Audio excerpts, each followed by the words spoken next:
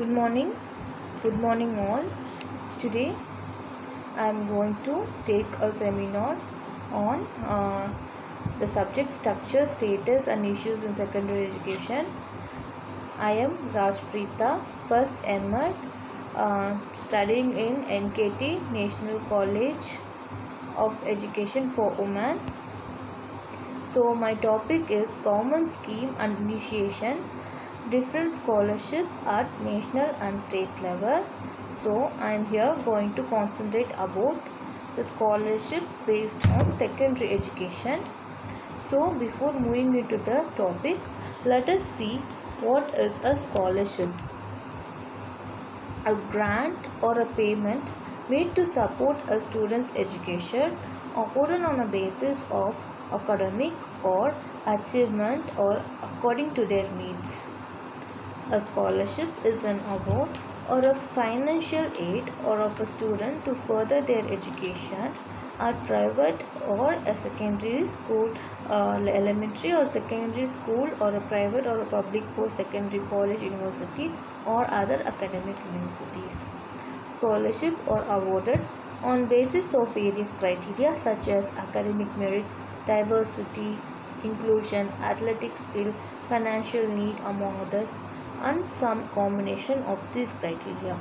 So generally a scholarship is a certain amount or a payment or any preference which they make for the students considering their skill or considering their background or considering their financial needs, in order to improve their standard. It is called as a scholarship. A scholarship, anybody can provide a scholarship. Government, central government, state government, any NGOs can come forward and make the scholarship available for the students according to their criteria. So let us see what is a MHRD run students educational scholarship in India. So MHRD is nothing but the Ministry of Human Resource Development. The various schemes for elementary education run by MHRD, that is Ministry of Human Resource Development, is Sarva Shiksha Abhiyan, Midday Meal Scheme, Mahalya Samakya. These are the three schemes run by Ministry of Human Educational Department, Human Resource Development, in the elementary education. First, let us see what is Sarva Shiksha Abhiyan. Sarva Shiksha Abhiyan is nothing but Education for All movement, or SSA, is an Indian government program aimed at universalization of primary education. The main aim of this primary education is to run, or it's to provide education for all. So for everyone primary education has to reach everyone. Everyone must be well known. Everyone must acquire the knowledge of basic primary knowledge at least. So that is the main aim. They have produced an amendment, 86th amendment to the Constitution of India, making free and compulsory of education to children between the ages 6 to 14. So it is estimated to be that 206 million children in 2001, a fundamental right, Article 21A. The program was pioneered by former Indian Prime Minister Atal Bihari Vajpayee. It aims to educate all children between the ages 6 to 14 by 2010. However, the time limit has been pushed forward indefinitely. So next is about the midday meal scheme. Indian government is also providing midday meal scheme. Central government is also emphasizing midday meal scheme, and they have taken steps. Midday meal it is designed to provide nutritional standing of school age nationwide. The program supplies free lunches on working days for children in primary and upper primary classes in government and government aided local bodies. Education guarantee scheme, alternate innovative educational centers, supported under Sarva Shiksha Abhiyan, National Child Labour Program, schools run by the Ministry of Labour. So it's serving nearly more number of students in schools and educational guarantee scheme centers. It is largest of its in the world. Under the Article 24, paragraph 2C4 of the Convention of the Right of the Children, to which India is party, India has committed to yielding adequate nutrition food for the children. So the main aim is to provide adequate and also the nutrition food for the students. For every year, the program gets changed according to the needs and the circumstances since the time of its launch in 1995. So midday meal scheme is covered by National Food Security Act in 2013. So next is Mahalya Samakhya. So Mahalya Samakhya is a program launched in the year 1988 in pursuance of the goals of new educational policy and programmed action as a concrete for the education employment of women in rural areas, particularly of women from socially and economically marginalized groups. So it mainly concentrates in the development of the status of the woman in both working inside the family, in educational, in every criteria. In one way or other, the woman has to be empowered, and it makes women themselves as a self-esteem and self-confidence. So in order to make a woman self-esteem and self-confidence, they have introduced this Mahalya Samakhya.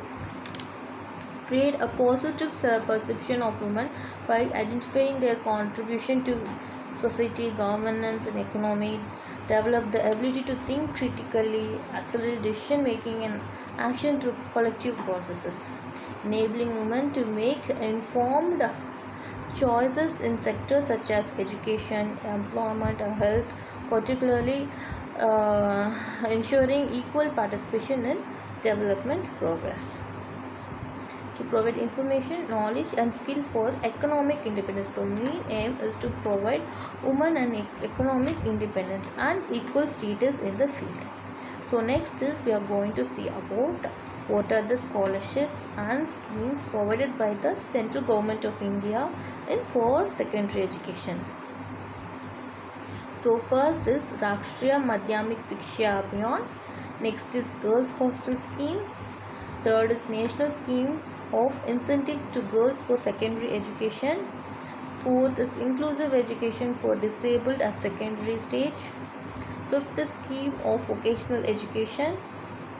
And next is National Merit Cum Means Scholarship Scheme. So scholarship scheme for minority students. So these are the these are the various scholarships provided for the secondary education by the government of India. So let us see each thing in detail. So first is what is Rashtriya Madhyamik Shiksha Abhiyan is the National Mission for Secondary Education. Is a centrally sponsored scheme by the Ministry of Human Resource Development, Government of India, for the development of the secondary education in public schools throughout India. It was launched in March 2009. The implementation of the scheme has started from the year 2009 to 10 to provide conditions for efficient growth, development and equality for all. The scheme includes a multi-dimensional research, technical consultation and various implementation and funding support. The principal objective is to enhance quality of the secondary education and to increase the total enrollment rate from 52% to 75% in 5 years, that is from 2009 to 2014. So how Sarva Shiksha Abhiyan concentrates on a primary education for all. Here Rashtriya Madhyamik Shiksha Abhiyan concentrates on quality secondary education to all students and to increase the total number of enrollment of the school students who pursues their secondary education after primary education. It was 52% and its main aim is to increase the percentage of the students who join in the secondary education, and it has been increased to 75% in the year 2000 from between the years 2019 to 14. So it aims to provide universal education for children between 15 to 16. and the funding from the central ministry is provided through state governments, which establish separate implementing agencies. So through central government they will provide all details and their necessity things and all to the state government, and they have a separate agencies to perform from central government to state government. So through these agencies, what are the improvements they make, or what are the funding things they increase, or what are the things they has to concentrate at. Every transaction related, every information transactions may happens from central to state government through these agencies between them. The total budget allocated in 5-year plan in 2002 to 2007 was to 2012 billion. Next is hostel, girls hostel scheme in educational backward blocks. That is, why they are providing girls hostel. We can think, what is the need for the girls hostel and what this contributes to the education. Yes, of course, especially girls hostel plays a very typical role, because in any reason or other, distance must not be a hindrance for a girl child to stop their education. So they are providing girls hostel and they can study peacefully from being there. So if they are in home, if they are go to call, if they go to schools and come daily, what the parents will do, oh, this is too far, too long, they will complain. One day they will send, other day they won't send. Physically girls will not be well enough, will strengthen to go for the college to by traveling a long distance like this. So providing this girls hostel, through this girls hostel scheme, girls can concentrate more on the subject. Uh, they won't do not waste their energy by traveling simply from one end to other. Sometimes travel facilities will be there, other time travel facilities will not be there. Sometimes natural calamities may come and go. So all this a student can face while they are traveling. So if they are safe and secure and they are very much concentrated towards the studies, if they are in hostel. So this girls hostel scheme is centrally sponsored scheme. It is launched in the year 8 to 9 and being implemented in 9 to 10 to set up 100-bedded girls hostel in each of 3,479 educationally backward in the countries. The scheme has replaced earlier NGO-driven scheme for construction and running for the girls hostel for the students of secondary and higher secondary school, under which assistance was provided to voluntary organization for running this girls hostel. So the main objective of the scheme is to retain the girl child in a secondary school, so that the students are not denied to opportunity to their study due to the distance of the school, parents' financial affordability, and other social factors. Another objective of the scheme is to make secondary and senior secondary education accessible to large number of girl students. So eligibility is that a girl student is in between the age group of 14 to 18 years and studying in the class 9 to 12 and belonging to the community is scheduled caste, scheduled tribe, other OBCs, backward classes, minority communities, and BPL's families. Students passing out of Kasturiba Gandhi Vidyalaya will be given preference in admissions in the hostel. At least 50% of the girls admitted will be from SC, ST and OBT and minority communities.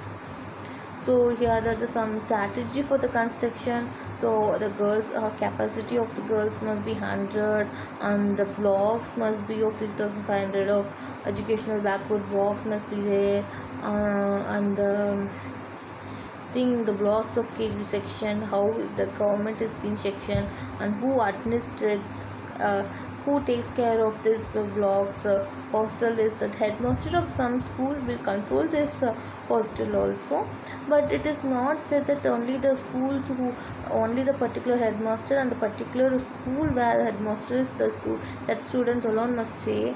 I don't know, it's not saying that any students can who who are eligible for this can come and join in this, and they can make use of this scheme, but it will be under a head minister under the control, and the minimum living space is 40 square feet, excluding all kitchen, toilet and other common spaces. The building must be designed as it is earthquake resilient and will be fitted with basic fire safety equipments. Efforts will be made to design the buildings with popular solar energy generation, use of solar cooker, biogas, so all this. So next is national scheme for incentives to the girls. So they are giving certain incentives for the students. This is centrally sponsored scheme only. They are giving certain incentives for the girls who are studying secondary education. So let us see for whom this incentives is providing, how they are providing, how much they are providing and all. So incentives to girls for secondary education was launched in the year May 2008. It aims to promote enrollment of girl child in the age group of 14 to 18 at secondary stage, especially those who passed class 8, and to encourage secondary education for such girls. Eligibility is all scheduled caste, scheduled tribe girls who pass class 12 and the girls who pass class 8 examination from Kasturba Gandhi Vidyalika and enroll for the class 9 in the state government. Gokul and Gokulaman girls should be below 16 years of age as on 31st March on joining class of 9. Married girls, girls studying in private, unaided schools, enrolled in the schools run by central government are excluded. So the financial benefits is sum of 3,000 rupees only would be deposited under the term deposit, fixed deposit in the public sector. Every name of every child, the term period deposit may counted from the date they deposit. The child attains the age of 18, they will transport this account to this student's account, and there will we must not take a premature thing, we must not be taken. So we must wait until it get matures.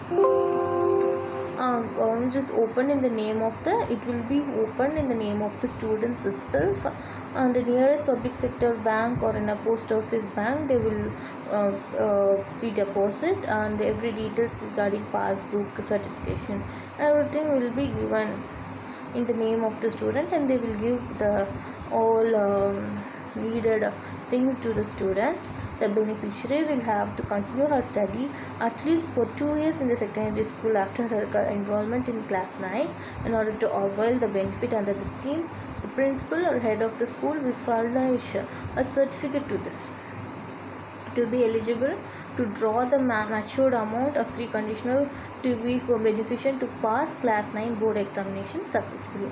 On attaining 18 years of age in production, 10th class pass certificate and the certificate from the principal, the school's girl will get benefited in her study at least 2 years after the enrollment of the class 9 in the account savings. They will get the benefits through their account savings in the bank. So whose implementation is state government. Through state government they will implement this process. Schools controlled and managed by state governments, local bodies will get benefited. So next let us see next scheme is about inclusive education of the disabled at secondary. So how they are concentrating education for this disabled student, and what are the schemes they can central government is being allocated for this students with physical challenge. So the scheme of inclusive education for disabled at secondary stage has been started from the year 2009 to 10. The scheme replaces the earlier scheme of integrated education for disabled children and provides assistance for inclusive education for disabled children in class 9 to 12. The scheme now subsided under Rashtriya Madhyamik Shiksha Bond from 2013.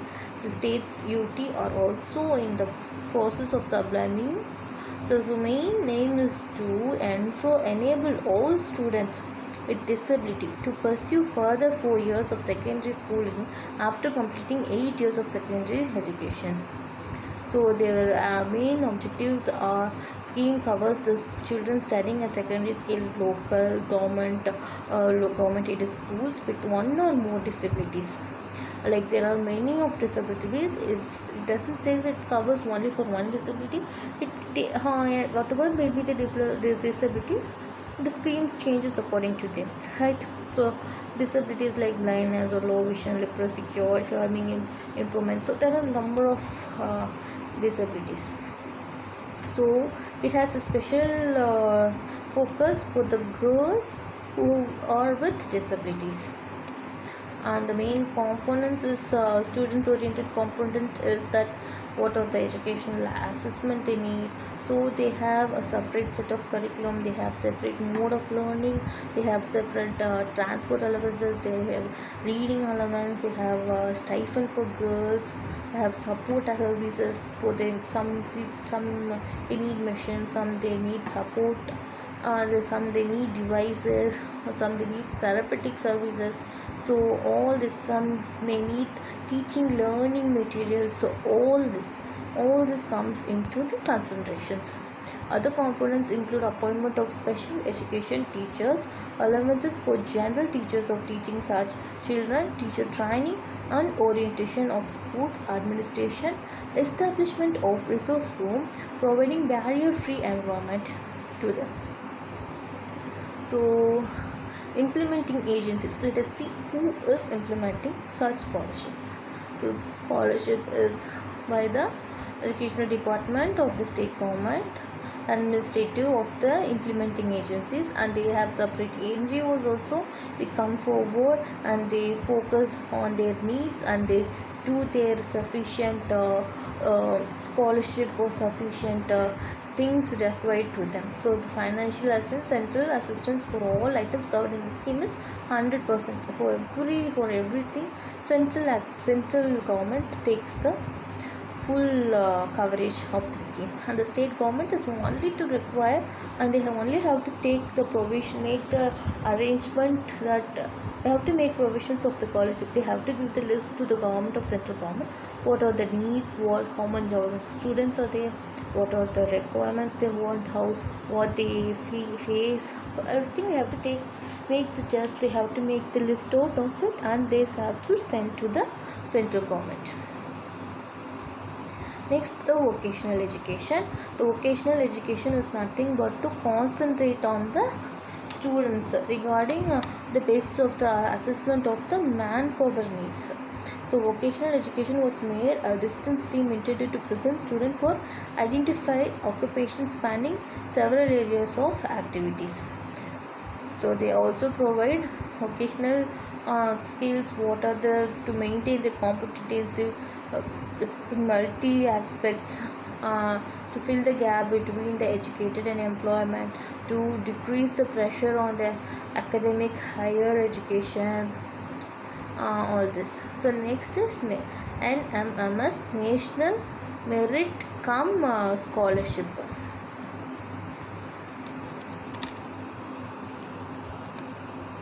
So next is National Merit Scholarship, NMMS Scholarship 2001 to is also known as National Merit Cum Scholarship, awards financial support to all meritorious students who belong to economically weaker. The students in between class 8 to 12 can participate in NMS scholarship. Merit Cum Means Scholarship is an initiative by the central government of India to encourage all the students to carry on their studies after the 8th class onwards. The students who have dropped their schools due to the financial crisis can also start their studies with the help of an NMS scholarship. So they have capability, they have a merit, but due to the economic background, they cannot pursue their learning. So in such cases, students can avoid this scholarship.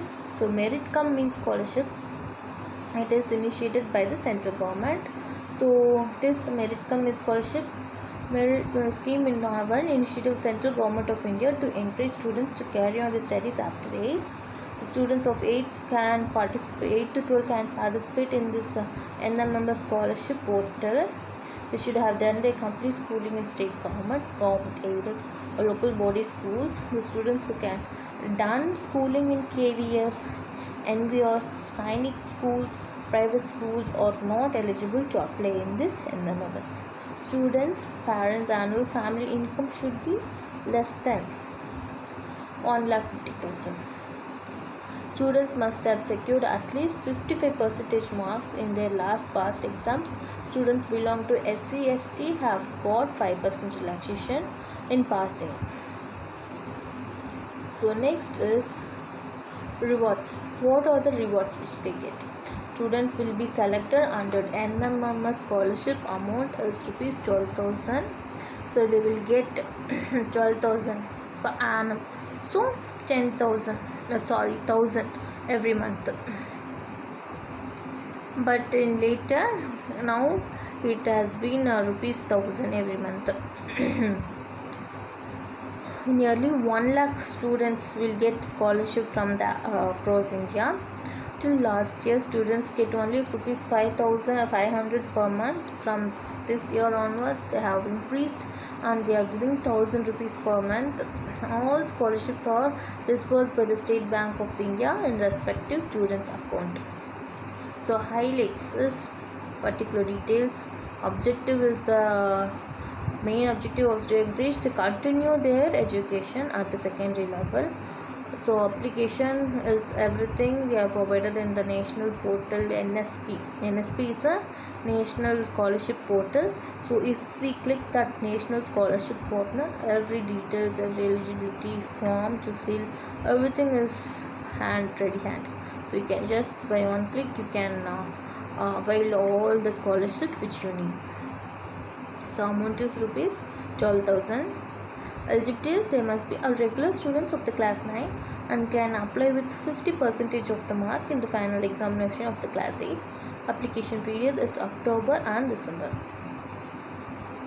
Next is minority schemes. So pre-metric scholarships for minorities.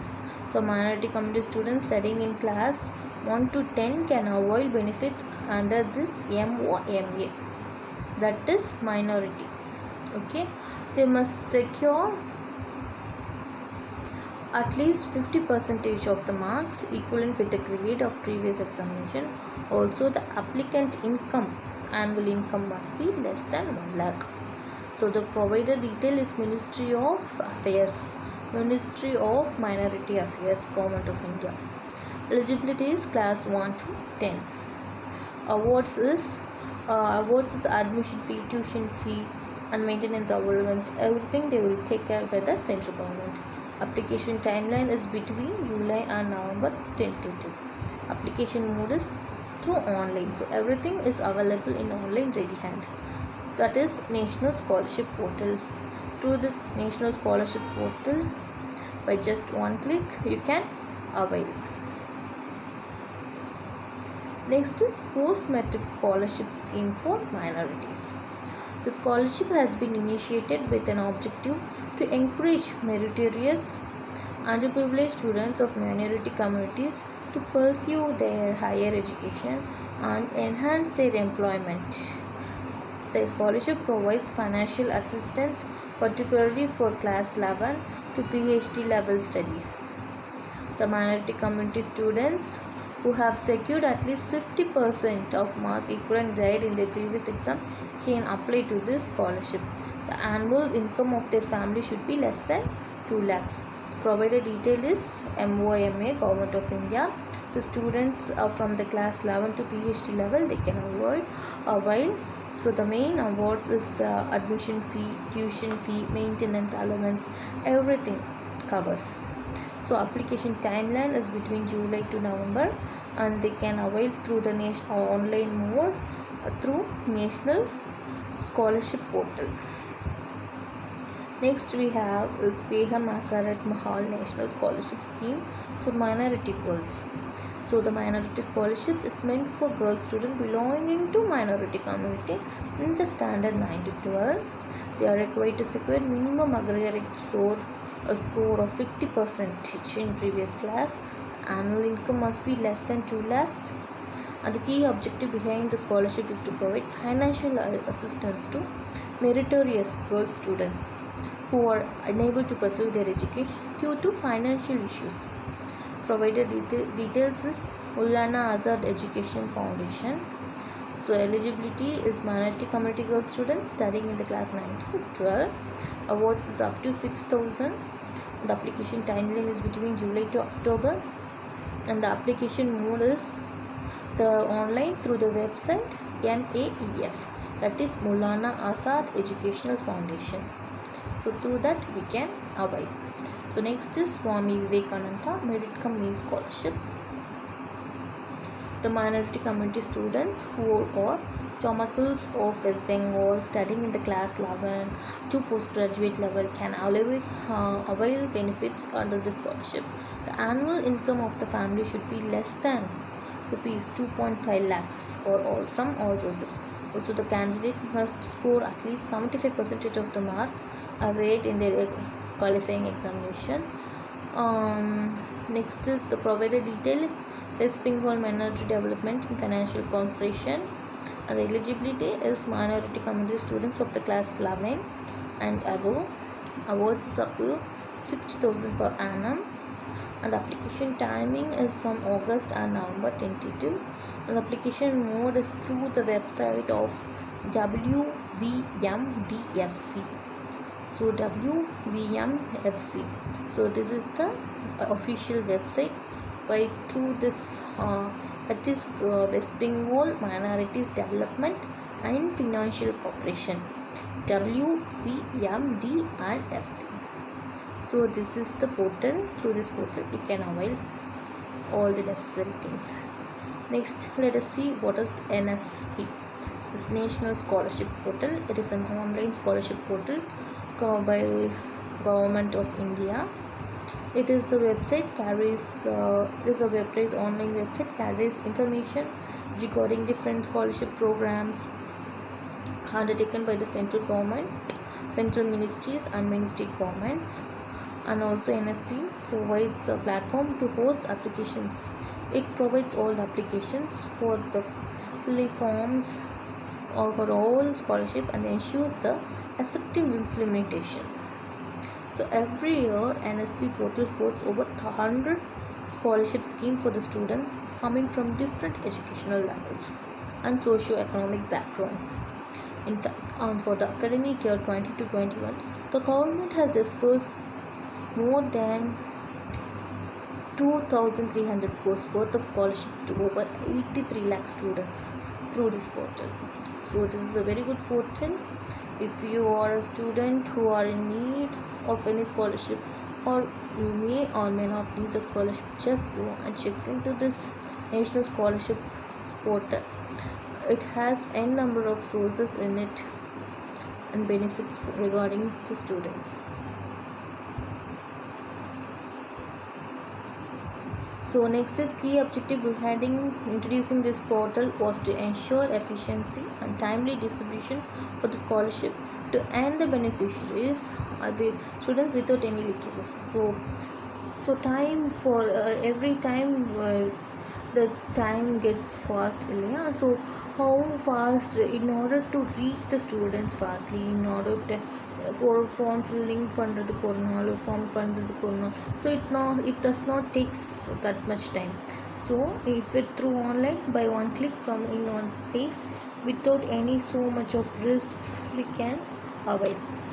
So information of all scholarships on one platform, single application window for all scholarship, hassle-free scholarship processing, increased transparency.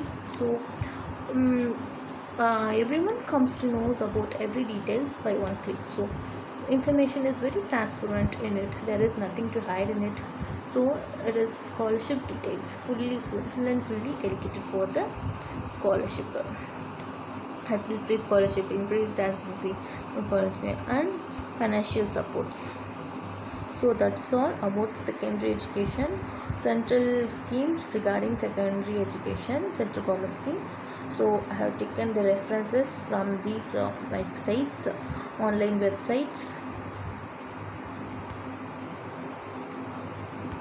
So these are the various websites which I refer for making my seminar. Thank you all. Thank you, ma'am.